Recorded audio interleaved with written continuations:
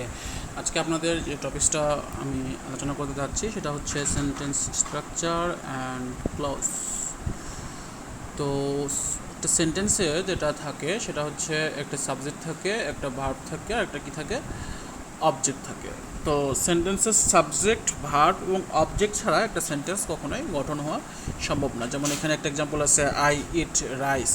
তো এখানে আইটা সাবজেক্ট, ইটটা ভার্ব, রাইসটা অবজেক্ট। তো এখানে যদি আমি অবজেক্টটা ছাড়াও সেন্টেন্স গঠন করতে চেতাম তাহলে অবজেক্ট ছাড়াও সেন্টেন্স গঠন করা যেত। শুধু যদি বলতাম আই ইট তাহলে কি হতো, এখানে অবজেক্ট ছাড়াও সেন্টেন্সটা চলতো।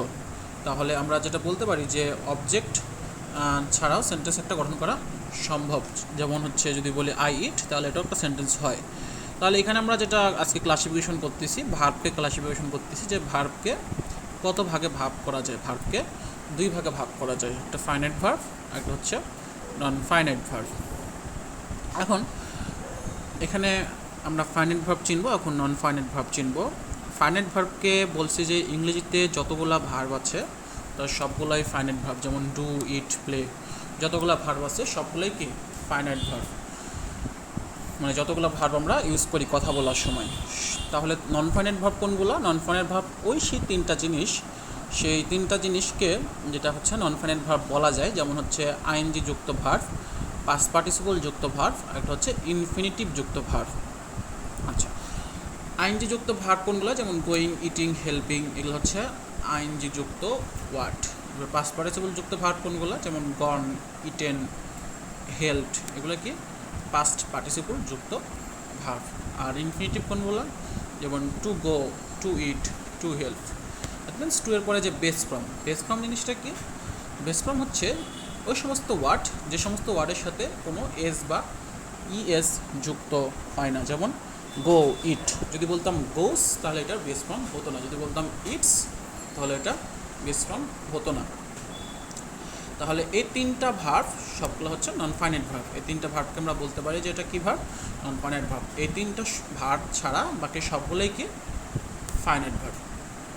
এখন আমরা দেখব যে অ্যাকর্ডিং টু স্ট্রাকচার সেন্টেন্সকে কত ভাগে ভাগ করা যায়। অ্যাকর্ডিং টু স্ট্রাকচার সেন্টেন্সকে তিন ভাগে ভাগ করা যায়। একটা হচ্ছে সিম্পল সেন্টেন্স, একটা হচ্ছে কমপ্লেক্স সেন্টেন্স, একটা হচ্ছে কম্পাউন্ড সেন্টেন্স। আচ্ছা, সিম্পল সেন্টেন্সে কী থাকে? একটা সাবজেক্ট থাকে, একটা ভার্ব থাকে, আর একটা কী থাকে? অবজেক্ট থাকে। আর কমপ্লেক্স সেন্টেন্সে কী থাকে? একটি সাবজেক্ট থাকে, একটি ভার্ব থাকে, একটি ক্লজ মার্কার থাকে, একটি সাবজেক্ট থাকে, একটি ভার্ব থাকে। তাহলে খেয়াল করুন, সিম্পল সেন্টেন্সে কয়টা ভার্ব আছে? মাত্র একটি ভার্ব আছে। কমপ্লেক্স সেন্টেন্সে দুইটা সাবজেক্ট, দুইটা ভার্ব আছে, মাঝখানে কি আছে? Clause marker. আচ্ছা, ক্লজ মার্কারটা কি? ক্লজ মার্কার হচ্ছে এমন একটা জিনিস যেটা দুইটা বাক্যকে কী করে? অ্যাড করে। যেমন ক্লজ মার্কের লিস্ট নিচে দেওয়া আছে, এই যে ক্লজ মার্কের কমপ্লিট লিস্ট এটা হচ্ছে যে after, although, as if, because, before, even if, even though, if, in order to, since, though, unless, until, যেমন ডাব্লিউ যুক্ত যে কোনো word, relative pronoun, that means যে সবগুলোই কি clause marker.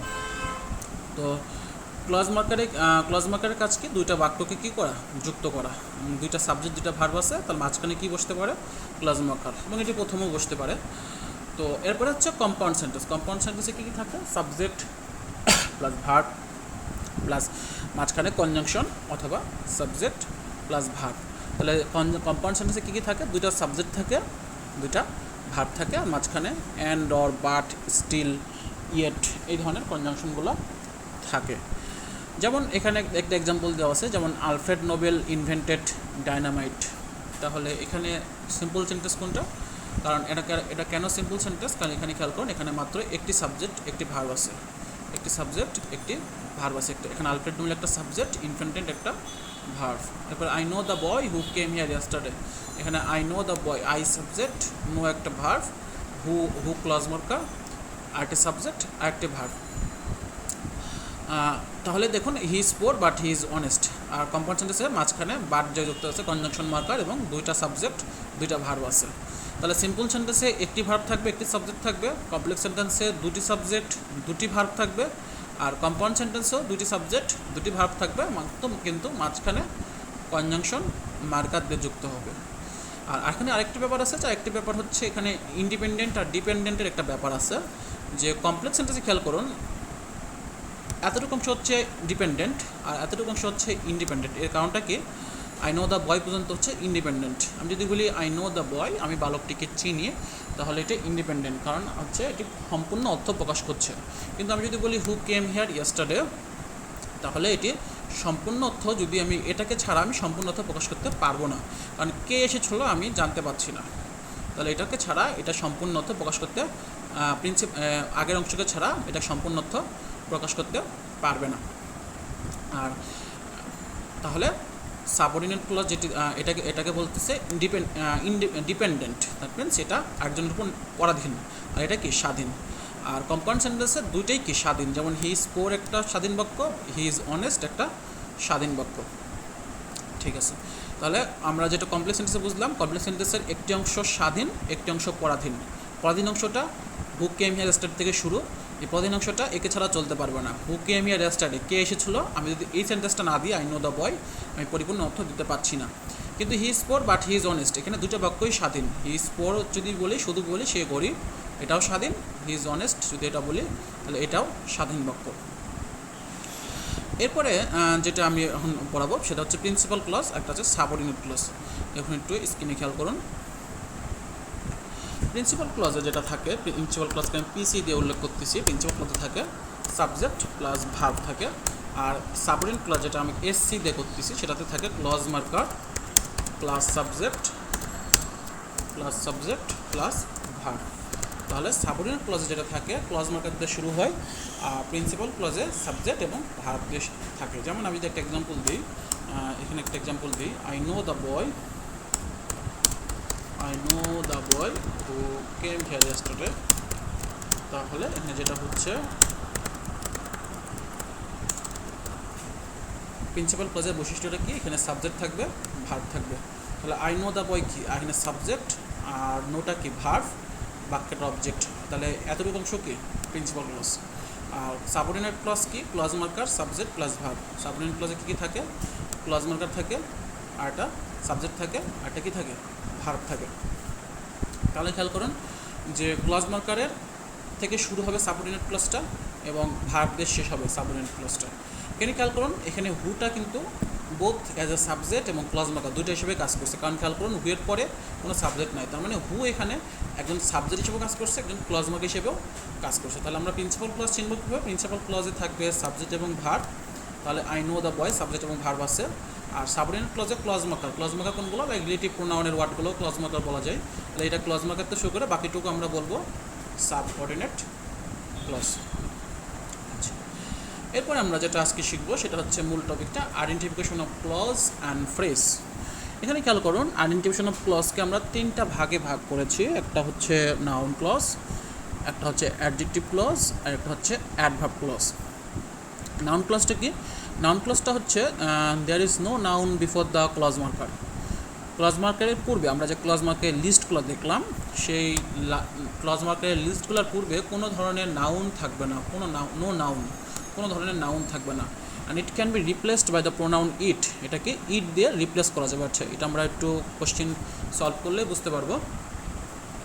R asking question in the section of principal clause by হোয়াটতে question করতে হবে প্রিন্সিপাল ক্লজকে। আমরা যে প্রিন্সিপাল ক্লজ এবং সাবঅর্ডিনেট ক্লজ চিনলাম, সেটা চেনার কারণটা ছিল এটাই যে প্রিন্সিপাল ক্লজকে কোশ্চেন করতে হবে কি দিয়ে, হোয়াট দিয়ে। তাহলে খেয়াল করুন, I know where he lives, এখানে প্রিন্সিপাল ক্লজ কোনটি, আই নো।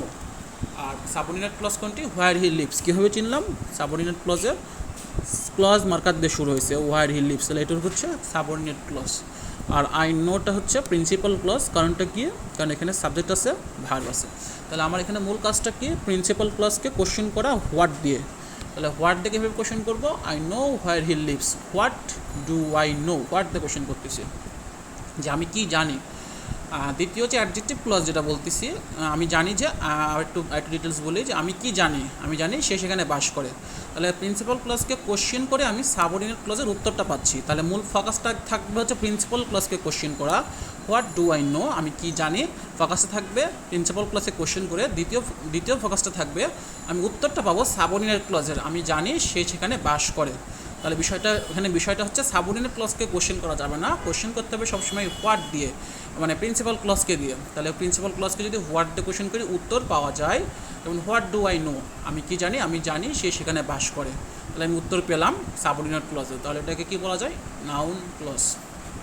এরপরে বলছে adjective clause, there is a noun before the clause marker, clause মার্কারের পূর্বে কী থাকবে, নাউন থাকবে। This is the boy who did it, তাহলে খেয়াল করুন যে this is the boy who did it, তাহলে হুয়ের আগে কী আছে, হুয়ের আগে একটি নাউন আছে, নাউনের এর সাথে একটা কি বয়ের সাথে ডিটের একটা সম্পর্ক আছে। তাহলে অ্যাডজেক্টিভ ক্লজে অবশ্যই যেটা বুঝতে হবে দুইটা কন্ডিশন, একটা হচ্ছে ক্লজ মার্কারের পূর্বে নাউন থাকতে হবে এবং এই নাউন দিয়ে একটা সম্পর্ক স্থাপন করা লাগবে ক্লজ মার্কার সাবঅর্ডিনেট ক্লজের সাথে, যে এই সেই বালক যে কাজটা করেছিল। তাহলে এই বালকের সাথে ডিটের একটা কি আছে, সম্পর্ক আছে। এই কারণে এখানে এটাকে কি বলতেছে, অ্যাডজেক্টিভ ক্লজ। তাহলে দুটো কন্ডিশন, একটা কন্ডিশন হচ্ছে ক্লজ মার্কারের পূর্বে নাউন থাকা লাগবে, আর সেকেন্ড নাম্বার কন্ডিশন হচ্ছে ওই নাউনের সাথে ওর একটা সম্পর্ক স্থাপন করা লাগবে, মানে সেই বালক সেই কাজটা করেছিল। আচ্ছা, এরপরে যেটা থাকবে অ্যাডভার্ব ক্লজ। অ্যাডভার্ব ক্লজটা কি, there is no noun before the clause marker. Adverb ক্লজে কোনো ধরনের নাউন থাকবে না, ঠিক নাউন ক্লজের মতোই, কিন্তু এখানে প্রিন্সিপাল ক্লজে কোশ্চেন করব হাউ, হোয়েন, হোয়ার, হোয়াই দিয়ে। প্রিন্সিপাল ক্লজকে আমি কোশ্চেন করব হাউ, হোয়েন, হোয়ার, হোয়াই দিয়ে। তাহলে এখানে যেটা বলা হয়েছে যে how he came after I had left, তাহলে এখানে কোশ্চেন করা হয়েছে হাউ, হোয়েন, হোয়ার, হোয়াই, চারটা দিয়ে কোশ্চেন করতে হবে। চারটা দিয়ে কোশ্চেন করলে তাহলে যেটা হয় যে হাউ, হোয়েন, হোয়ার, হোয়াই দিয়ে যদি কোশ্চেন করি তাহলে যেটা হচ্ছে দেখুন he came after had left, principal ক্লাসে কোশ্চেন করলাম যে হোয়েন ডিড হি কাম, তাহলে প্রিন্সিপাল ক্লাসকে আমি কী দিয়ে কোশ্চেন করবো, হোয়েন দিয়ে। সে কখন এসেছিলো, সে এসেছিলো আমি যাওয়ার পরে, সে এসেছিলো আমি যাওয়ার পরে। তাহলে এই চারটা দিয়ে কোশ্চেন করে যদি উত্তর পাওয়া যায় তাহলে ওটাকে বলবো আমরা অ্যাডভার্ব ক্লজ। তাহলে আসুন আমরা একটা এক্সারসাইজ সলভ করি, তাহলে আপনাদের অনেকটা ক্লিয়ার হবে। আমি 4-5টা এক্সারসাইজ সলভ করে দেবো। That he is honest is known to all, দেখুন খেয়াল করুন এখানে আমার দাগ দেওয়া আছে এতটুকু অংশকে। আর প্রিন্সিপাল ক্লজ এখানে কোনটা, প্রিন্সিপাল ক্লজ হচ্ছে এই পরের অংশটা হচ্ছে principal clause, is known to all, এই পরের অংশটা কি প্রিন্সিপাল ক্লজ। কারণ খেয়াল করুন সাবঅর্ডিনেট ক্লজের ক্লজ মার্কার প্রথমে শুরু হয়েছে, তার মানে কি এতটুকু হচ্ছে সাবঅর্ডিনেট ক্লজ, এতটুকু কি ক্লজ, প্রিন্সিপাল ক্লজ। তাহলে আমি প্রিন্সিপাল ক্লজে কোশ্চেন করবো হোয়াট দিয়ে। তাহলে what is known to all, যে সে যে সৎ সেটা সবাই জানে, তাহলে হোয়াট দিয়ে কোশ্চেন করে উত্তর পাচ্ছি। আরেকটা বলা ছিল উপরে যে নাউন ক্লজকে রিপ্লেস করা যায়, it can be replaced by the pronoun it. খেয়াল করুন এক্সাম্পলগুলো যদি আমি রিপ্লেস করি যে I know where he lives, আমি যদি বলি আই নো ইট তাহলেও ঠিক এই বাক্যটিকে অ্যান্সার দেওয়া যায়। কিন্তু আমি যদি বলি হি কেম ইট, তাহলে অ্যাডভার্ব ক্লজকে ইট দিয়ে রিপ্লেস করা যায় না, অথবা অ্যাডজেক্টিভ ক্লজকে ইট দিয়ে রিপ্লেস করা যায় না, নাউন ক্লজকে ইট দিয়ে রিপ্লেস করা যায়। এবার খেয়াল করুন that he is very intelligent is known to me, তাহলে আমি যদি এখানে কোশ্চেন করি what is known to me, তাহলে আমি কি জানতে পারি, আমি জানতে পারি সে অনেক বুদ্ধিমান, এটা আমি জানতে পারি। এরপরে খেয়াল করুন the book which I bought, তাহলে এটা কি ক্লজ, উপরেরটা অ্যাড নাউন ক্লজ, কারণ ওটাকে আমি হোয়াট দিয়ে কোশ্চেন করে উত্তর পাচ্ছি, what is known to me. অথবা দেখুন খেয়াল করুন এটাকে ইট দিয়েও রিপ্লেস করা যায়, যেমন it is known to me, just এর অংশকে বাদ দিয়ে যদি আমি ইট বলি তাহলেও সেন্টেন্সটা সম্পূর্ণ অর্থ দিচ্ছে। এবারে খেয়াল করুন 3 নম্বরে যেটা বলছে যে the book which I bought is lost, এখানে খেয়াল করুন যে ক্লজ মার্কারে কি আছে, নাউন আছে, এবং সেই বইটা যেটা হারিয়ে গিয়েছিলো, যেটা আমি কিনেছিলাম সেটা হারিয়ে গিয়েছিলো, তাহলে কি বইয়ের সাথে লস্টের একটা সম্পর্ক আছে, কারণ এটাকে কি বলতেছি, নাহলে অ্যাডজেক্টিভ ক্লজে যে দুইটা কন্ডিশন, এটা পূর্বে নাউন থাকা লাগবে এবং 2 নম্বর কন্ডিশন যেটা এর সাথে একটা সম্পর্ক স্থাপন থাকা লাগবে, তো দুটো কন্ডিশনই মিট আপ করেছে, এটাকে বলবো আমরা অ্যাডজেক্টিভ ক্লজ। এরপরে খেয়াল করুন 4 নম্বরে খেয়াল করুন I shall go where he lives, তাহলে এখানে খেয়াল করুন এখানে প্রিন্সিপাল ক্লজ কোনটি, প্রিন্সিপাল ক্লজ হচ্ছে আই শ্যাল গো, আর সাবঅর্ডিনেট ক্লজ কোনটি, হোয়ার হি লিভস। তাহলে আমি সাবঅর্ডিনেট প্রিন্সিপাল ক্লজে কোশ্চেন করবো কি দিয়ে, হোয়াট দিয়ে, where shall I go, where shall I go, principal ক্লজে কোশ্চেন করলাম হোয়াট দিয়ে, তাহলে এটাকে কি ক্লজ বলা যায়, আমি কোথায় যাব, আমি যাব সে সেখানে বাস করে, এটাকে বলা যায় অ্যাডভার্ব ক্লজ।